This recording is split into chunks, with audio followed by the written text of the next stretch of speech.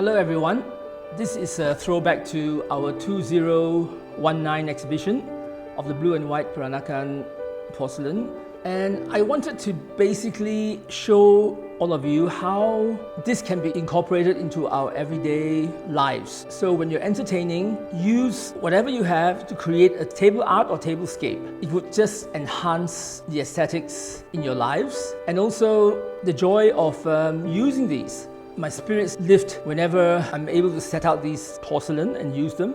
It's a shame to not try and incorporate them into your contemporary lives, because I feel that they would just be lost in a cabinet because they were never meant to be admired and observed only. Otherwise, what's going to happen to these things? You know, they're just going to lie around forever.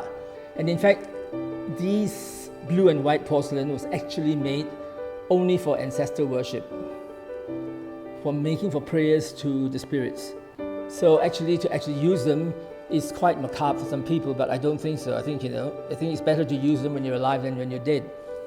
The base set is the Kangxi Revival, 19th century China, which is probably the best of the Peranakan blue and white china. Made in Jingdezhen, Jiangxi province. It incorporates the 18th century Lingji design. That's why I call it Kangxi Revival. I mean, there's really no name for it, but it incorporates a lot of the elements from the Kangxi period. And they are very, very well made. So these are scalloped and fluted.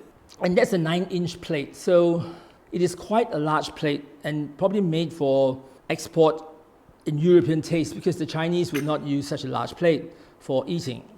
So the covered bowls are actually a great way of serving food and keeping them sort of like warm and at room temperature and keeping the flies off them.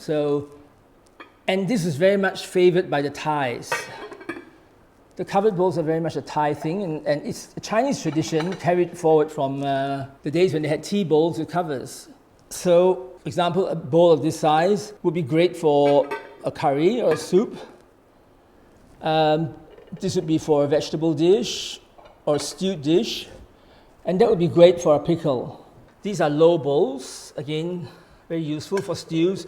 It's really good for dishes with a bit of sauce and gravy because it holds it very well.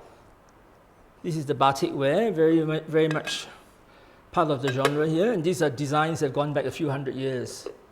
So, and that's your blue and white tingkat for, it's like a bento for serving different dishes.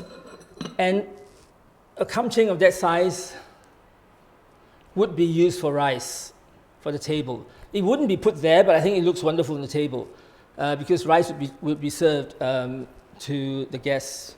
Now these are what I call the guachi plates. And they're wonderful for when you're serving DIY individual portions of spring rolls. And I always love a bit of color in between the blue and white because it just highlights the blue and white color a lot more. At the moment, pomegranates are in season, and so I use pomegranates. And so, to me, I think my style of entertaining is about the visual presentation of the table as well as the quality of the food, but the two combined would just absolutely send you to heaven. So take your stuff out. There are lots of auctions around at the moment to buy these things, or come and see me if you need a few pieces. But this is a great way to continue our tradition of using the blue and white porcelain for the living rather than from the dead. Thank you.